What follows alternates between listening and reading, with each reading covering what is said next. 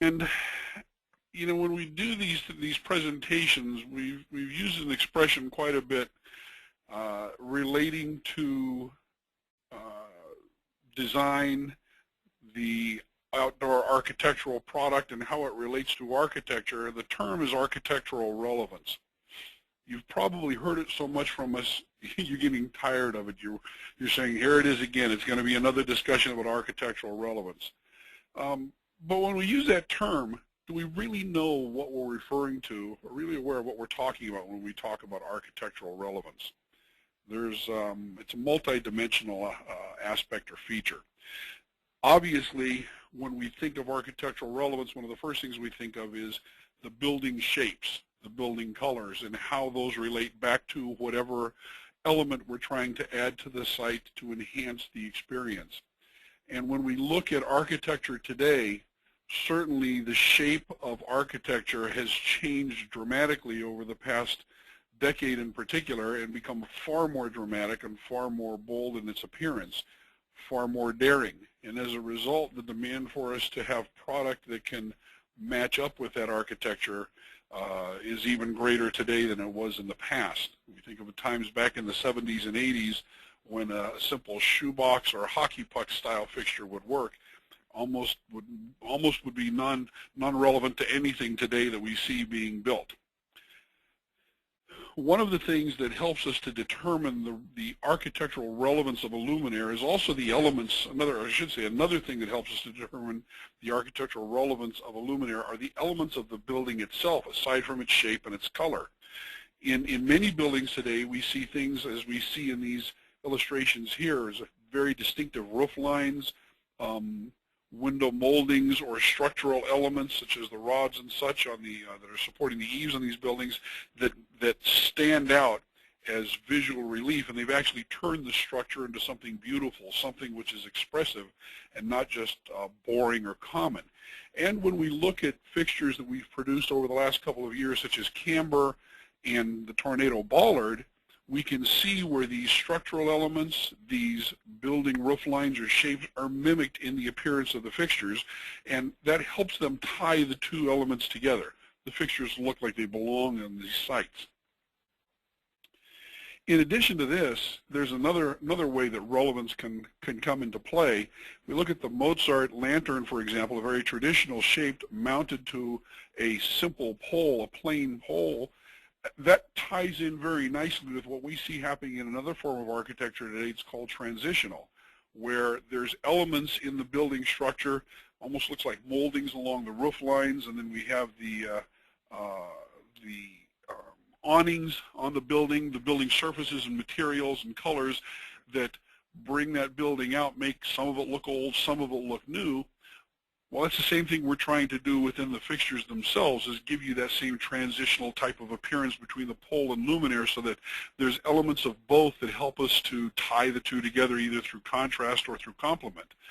And certainly in looking at one of the more recent contemporary fixtures that we've come out with, the Tsunami, looking at how it complements contemporary architecture, almost looks like the fixtures and the buildings were designed at the same time from the same pen, with the intent of tying the two together, making it look custom. So when we see this and tie it back to the term of architectural relevance, we begin to see the need for having a variety of different fixtures, different shapes and such to accomplish this. But there really is more when we're talking about architectural relevance. Best illustrated in this fashion. We're going to take a look at a couple of elevation views, renderings on these projects. And certainly when we highlight various elements, either the skin that's on the building, the colors on the building, the awnings, or the roof lines on either of these elevation views, they become points of interest that we can tie the look of the fixture back into. However, there's another thing that's maybe not so obvious that comes into play. If we take a look at the north elevation and start a baseline at grade level, what we have going on at approximately the pedestrian height is one element. What we have going on at about the midline of the buildings themselves is another element where the buildings actually come into play in a large way. But when we move to the roof lines or to the peak of them, we have a completely different type of thing that's going on. And so when we're looking at putting fixtures together or designing fixtures that are relevant to the architecture, we not only need to look at the overall scope, we want to look at the individual elements, because there may be certain things at varying heights that come into play. Now, we could light a site with a 40-foot pole. In fact, the tower that you see on the right-hand side in this illustration here, this tower peaks out at 39 feet. But fixtures that would be up at that height would have almost no bearing to what's going on, simply because they're too high to see any of the detail in. But if we were to bring them down to the midline levels, there's a lot going on in the building that height would relate to, and fixtures that are at that height would be able to complement.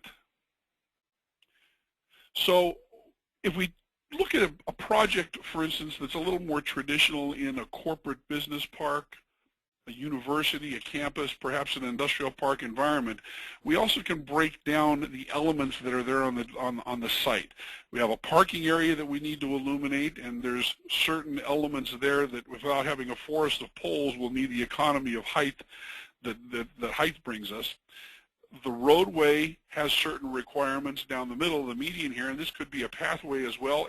Perhaps if this were a university campus, that's nothing more than a walking way that gets you through the entire campus itself. And the areas between the buildings have pedestrian lighting requirements or illumination requirements that are a little more intimate. And so there's elements there that come into play. And when we look at the elevation views we saw before and the various portions of this particular site, it becomes obvious that not only do we need to have shapes that relate back to the buildings, but we need to have multiple sizes of those shapes in order to fit the scale at which the fixtures will be mounted. It certainly wouldn't be appropriate, for example, using the AeroLume, to take the AeroLume G, the largest fixture, which is in scale at 30 feet and above, and bring it down to a 10-foot mounting height level, because it would be terribly out of scale at that point. Probably be too bright as well. And conversely, it wouldn't do to take the mini AeroLume and put it at 30 feet or above, because it would be just too small. And yet we see today a lot of times that type of mistake being made on projects where scale is ignored where it shouldn't be, if we want to keep architectural relevance as a component of the overall design of the product. Most importantly is that regardless of what the look of the architecture is or the style that we're trying to match, the aesthetics we're trying to match, the fixtures not only have to function properly or during the daytime look the part, but at night they have to perform. And most importantly, not just perform for lighting the site, but in an architectural setting, they should enhance the architecture. It's one thing to have beacons out there in that plaza area that you see on this building entrance, but if those tornado bollards did not have the shape they did relating back to the architecture and tying into it both in their style during the daytime and in the way they do their function at night in performance, then they wouldn't be architecturally relevant. So relevance includes performance as well. And all these elements need to be rolled together, rolled into the design or the thought of any type of fixture that we are going to produce. One last item to bear in mind is when we look at this example again of this either corporate industrial park or perhaps a campus setting, is though we can have fixtures that are mounted either in the parking area, the walkways, the roadways, there's yet another portion of that project, of this particular project, of this job, where we would be able to take advantage of, and that's the building itself. See, the building itself might become the pole that we need by mounting fixtures to the building to illuminate various portions of the site.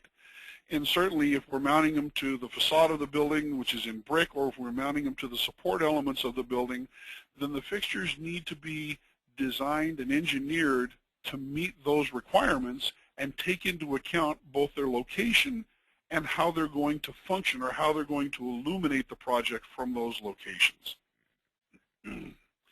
When we look at a product family currently in the line right now, the Tsunami, and combine it with the Camber wall mount in its various iterations, we can see how the arc that plays the back spine of the camber and the top of the Tsunami complement each other well to enhance the look of this building. But a question comes into play here. Though we know the camber is an attractive fixture and comes in a variety of different appearances, its main intent isn't necessarily to be a high-performance luminaire. Now, it works quite well in performing specific lighting functions by being able to adjust the front shield or adjust the curved plane to be able to produce more cutoff or elements such as this. The question still comes into play, is there something more we can do with Tsunami to add to its family and still make it a performance architecturally, an architecturally relevant fixture that still has performance to it? The answer to that question, here's the Tsunami Wall Mount, the perfect complement for what we need to do next. Tsunami Wall Mount, as we can see here, is obvious that it's available in both a down version and an uplight version, carries on all of the main aesthetic themes or elements of the Tsunami pole-mounted fixture, but translates them now into a wall piece that allows you to see the family relationship between them and carry on still the performance aspects of the site luminaire. Tsunami Wall Mount is the perfect complement for the pole-mounted fixture in that it carries through the arc elements, the curved elements that are on the pole-mounted unit. It has the cutaway little reverse concave element in the nose of the fixture which ties the two together, as well as the ribbing that we see in the electrical component areas. They're both U.S. architectural branded products, contemporary branded products, and completely made in the U.S. There's no parts of this fixture that are made outside of our factory. And from a performance point of view, we manufacture the fixture to be capable of dealing with both HID and LED optics in traditional type 2, 3, and 4 IES distribution types. So that means that the Tsunami Wall Mount isn't just a wall-mounted illuminator, it's a wall-mounted fixture that incorporates roadway or site area optics into it. And this is very important when it comes to the discussion of the performance of the fixture. You can mount the fixture on the building, and the building becomes essentially a pole as a freebie. And you're able to light the site this way and extend the illumination from the building all the way out into the parking area without any kind of problem at all. When we look at the way the fixtures, the appearances, these type 2, 3, and 4 optical systems are perfect for lighting the pathways in front of the building and giving enough backlight, as the typical these distributions do, to put illumination on the building to highlight it. Although the thrust of the pattern is forward, there's still enough backlight to give us some illumination on the structure itself. Or if we turn it upside down and use it as an illuminator for overhangs and canopies in either an exterior or a large interior space, the fixtures are perfect for this type of application as well. But if we left it there, we'd be leaving ourselves short, because particularly in the uplight configuration, there's more that's required. And so what we've done is to add to the type 2, 3, and 4 optics both grazer and spot optics. And the reason for this is that when we get into this style of illumination, and we're looking for buildings that have strong relief elements, strong points of highlight, either through the texture or the building design, the type of drama that can be created by grazer and spot optics is not the same thing that we would do with floodlighting. In typical floodlighting, we'd move the fixtures perhaps across the street and put them on top of a building across the way and then light back into the building, and all of this detail, this drama, the shadowing would be lost. Yet when we move those same type of fixtures right up next to the building and use the proper optical systems in them, then what we have is a completely different appearance to the structure during the nighttime than there is during the daytime. If you notice in the photograph that you see here, not only are all of the shadowing brought out in the window surrounds and the pillars and such, but on the top edge of the roof line, it almost looks like it's illuminated from a separate area that's really coming from those fixtures down along that bottom edge, whereas the area below that is let go dark so that the contrast between light and dark creates a tremendous amount of drama. Now, This fixture could never, this building, I should say, could never look like this in the daytime. It could only look like this at the nighttime with this type of illumination. So this thought of architectural relevance means that we not only need to take into account how the architecture looks during the daytime and that the fixtures match its look, but in their performance, they need to enhance the architecture even more so at night, and in some cases, it could be an even better, more dramatic appearance at that point. All of these things sound very technical, but they're easy to present because we've given you a nice, concise 12-page catalog titled the Tsunami Wall Mount, a high-performance continuity of design luminaire, and continuity of design because of its relationship to the Tsunami, which is its parent site fixture. We'll take you through this catalog here for a moment, give you an idea of what some of the features are that are in it. Of course, the front cover of the catalog gives us a nice view, a three-quarter view from overhead of the down version of the Tsunami Wall Mount, again with the cutaway nose to it and the curving components, the arcs to it that all combine together to make the fixture really flow. The downlight configuration, whether it's seen by daytime as an element in and of itself or at night, the lighting effect that it produces is certainly dramatic. And again, this may be a roadway in front of the building. It doesn't necessarily have to be a pathway. And if it's a roadway, then we're using the building, like we indicated earlier, as a freebie pole, a pole that we didn't have to pay for to illuminate that space. And because we're using, again, roadway optics, site area optics in the luminaire, we're picking up a tremendous amount of illumination out from the building in a fashion that a lot of building-mounted luminaires can't do. Now, we've seen other cut-off style luminaires that are building-mounted, but they tend to be much smaller. They tend to be don't have the depth to where you can put a real reflector in them. These are the same reflectors that go in the site area Tsunami luminaires. So bear in mind that the performance on these are every bit the same as what you get with any other type of pole-mounted fixture. In the evening time, or excuse me, in the up version of it, in the evening time, if we're illuminating the building with the grazer optics, we can create some dramatic effects, or use the type 2, 3, even 4 roadway optics to underlight large canopy areas to give an indirect effect that, again, can be very dramatic and enhancing of the architecture. In the Tsunami Wall Mount, we're doing both HID optics from 50 to 100 watts in HID, medium base, G base, T lamps, and the PGZ12 base, which is what's incorporated in what we popularly call the Cosmopolis lamps, 60, 90, and 140 watt lamps. So we have a wide variety of HID options here, both core and coil and electronic HID ballast control. Now, a lot of people have asked, is there really a big deal about electronic ballast control? Well, bear in mind that many codes today are starting to come into play that require step dimming or dimming of the luminaires. It's only possible to really do this effectively with electronic ballast. And we can put either style within the luminaire. Same luminaire can also be used to incorporate the VLED optical module into it. So we've got a core and coil magnetic ballast, we've got an electronic ballast for HID, and we also have LED optics available in the same fixture, both a 48 and a 64 LED module in this size luminaire, more than sufficient for the illumination practices that you'll come across. The next page gives us some idea of application guidelines for either pathways, or if we want to go ahead and get involved in a little more larger areas for loading docks, which are a perfect ideal. This fixture is a perfect example of how we can light a loading dock in a residential area because of its cut-off nature, which means that the truck area will be illuminated, but getting further out from there, the homeowner who's in the next building over, maybe even just the property right next door, won't be looking into the lens of the fixture and have brightness coming in his window while he's trying to watch his television. The type 2, 3, and 4 optics can also be used in the up configuration, probably better spent with some type of canopy to illuminate or up element to illuminate rather than just as a wall wash, because there isn't really as much light being thrown back against the wall in that configuration.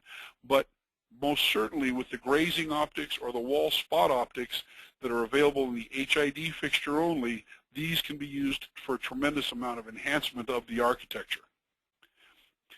The mounting of the Tsunami Wall Mount uses a plate that mounts to the wall to cover the junction box, and then the fixture mounts to that plate. So it's very simple to get it up there first. The plate is an item that you would install first. We'll talk in a moment here about the difference of those two plates. The HID models are available, again, with a type 2, 3, 4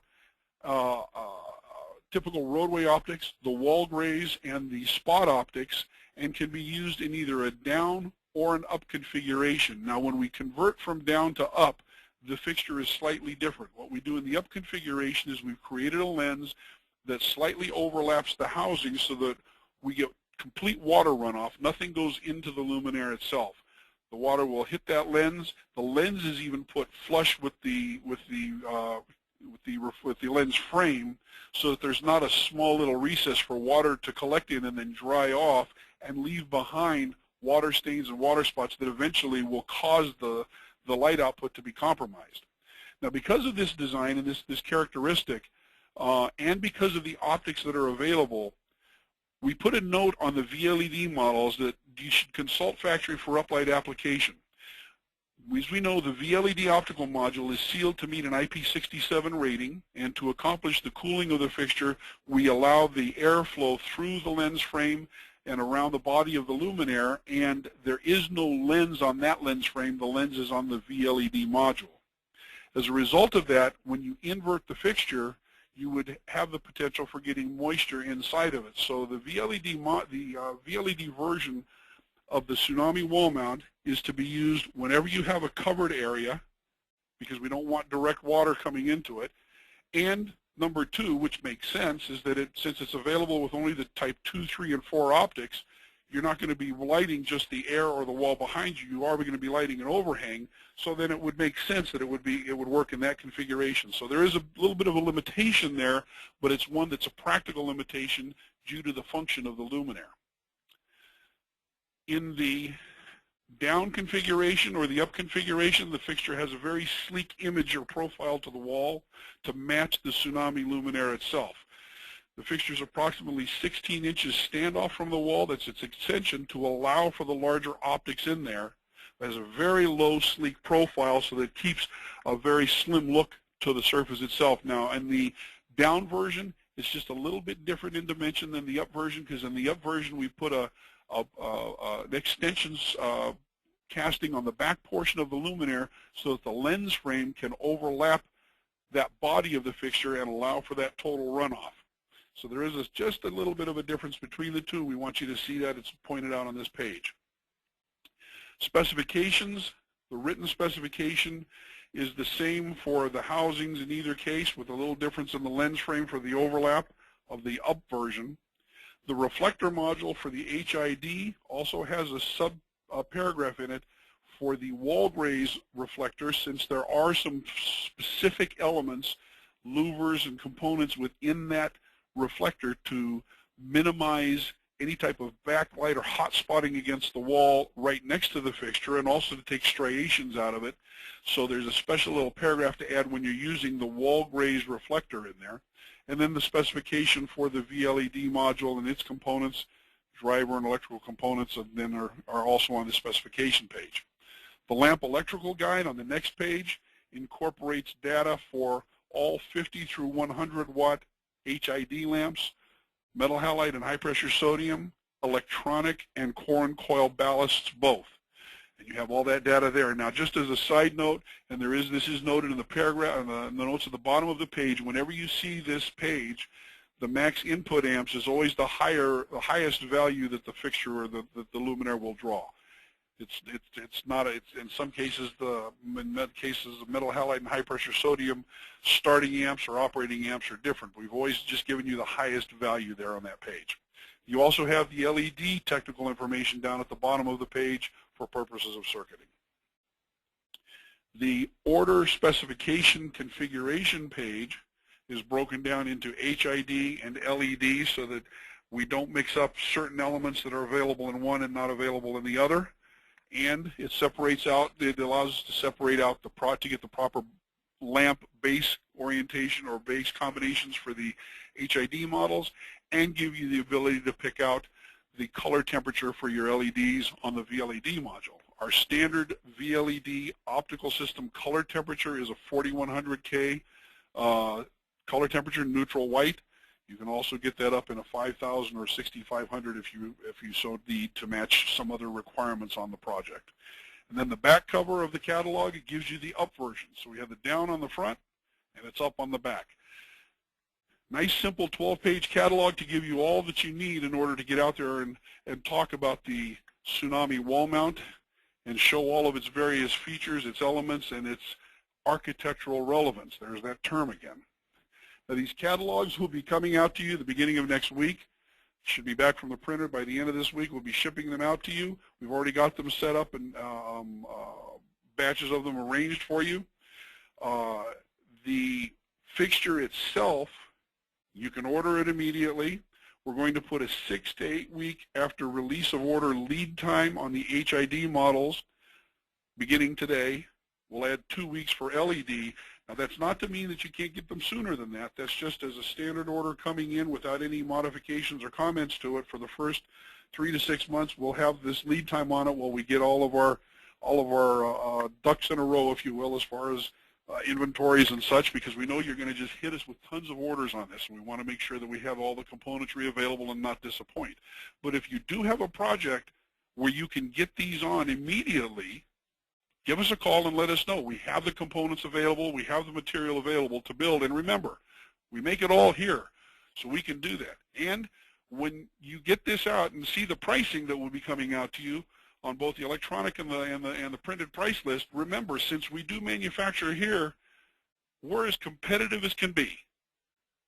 People cannot beat our numbers because they're going to the outside to get it. We're making it all here, and we can be as competitive as we need to be to take any job. Now, that said, the standard commission rate, since Tsunami Wall Mount is a U.S. architecturally branded product, is 10% with a standard overage rate of $75.25. But for the first 6 months through March 31st of next year, the commission rate on the entire order that includes Tsunami Wall Mount will be increased by 50%.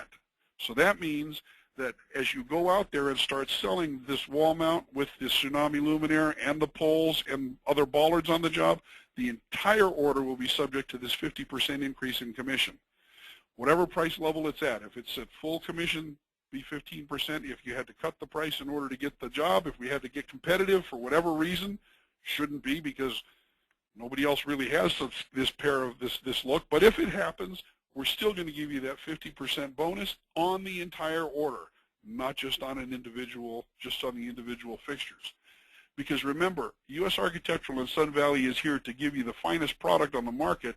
We're also here to help you make money, because that's what this game is all about.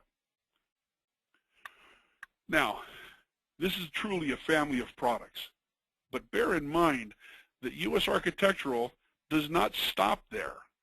The U.S. Architectural product line in some of its contemporary decorative products still has a family of products that you see between the OV or the CLX fixture married along with the BDAR5 bollard. And you can bring these products together on any project which gives you that family appearance.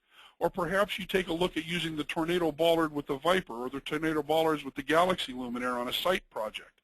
Again, when you start looking through the product line, there's a tremendous variety of family associations through our entire product family that tie the entire site together to give it architectural relevance.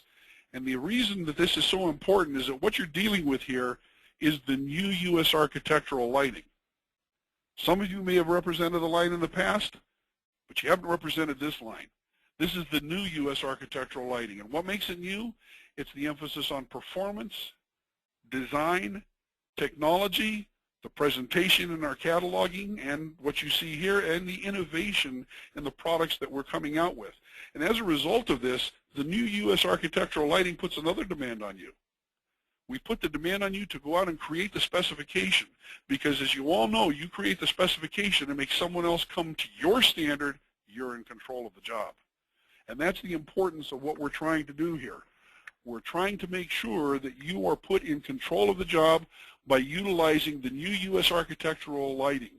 So when you get your product samples, show them to the specifying disciplines that matter, the ones that can make a difference on the job, the architects, landscape architects, lighting designers, developers, site planners. In some instances, it may be contractors who are doing the design, who are making these aesthetic decisions, particularly in this day and age, and the way the marketplace works. A lot of times the engineers are there just to put the engineering stamp on the project, but the actual aesthetic design or decision making is a combination of contractor and owner, or in some cases a design build contractor. By all means, make sure that that specifying discipline is approached, and let's get together with that discipline when we get out there in the field and call on them and come out to work with you. The Tsunami Wall Mount is a perfect complement or addition to the family of products from U.S. Architectural to marry up with the Tsunami pole-mounted fixture, as we saw camber, and this particular luminaire. But before you sign off, this is not the end. We still have just one more thing that we want to cover here. Just as a little bit of reflection, since the middle of 2009, when we started this program of developing the new U.S. architectural lighting, we've brought to you a significant number of new items. Camber, the Tornado Bollard, Tsunami, the Mozart Lantern, the Versalux LED just about a month and a half ago are all outstanding new fixtures that incorporate new product innovation and new elements into the marketplace. And we've gone back and completely re-engineered the Heirloom and the DS series, adding new features and elements into those and recataloging them as well. And also, within that same 3-year time period, with the introduction of the VLED optical systems and the LED power array, it's now possible to take any U.S. architectural or Sun Valley product and use either core and coil magnetic ballasts, electronic ballasts, all in HID, or LED as a light source behind it, and therefore separate the aesthetic decision from the light source decision that has to be made in the field. Imagine your architect can go through the entire offering of product from U.S. Architectural and Sun Valley and pick a fixture and not worry about whether he can get it in LED or not. That's not something that is the property of every manufacturer out there. In fact, very few have that feature. Most, if you want an LED fixture, it's like a waffle iron or a toaster or something other than a traditional lighting fixture, but not here. We give you that entire capability, and particularly with the addition of the Tsunami Wall Mount, we not only give you that capability within the individual luminaires, but within the entire family of products that we're presenting to you. So the message that you need to do, that you need to bear in mind, is to get out there and promote these virtues to the public, to the marketplace. Now, if I were to come to you from a completely separate company, ABC Lighting, XYZ Lighting, and say, dear representative, I want you to represent my line, and here's the product lines we're starting with, or the products that we're starting with, I dare say every one of you would jump on top of the opportunity to take these products to the field and represent them. Forget about anything else. This is the direction this company is going in, and you can be sure that your specifiers are looking for this type of product out there, and this type of product will help you lock up your projects and will help you make more money in the process. And no one can be more competitive than we can, because we manufacture it all here ourselves.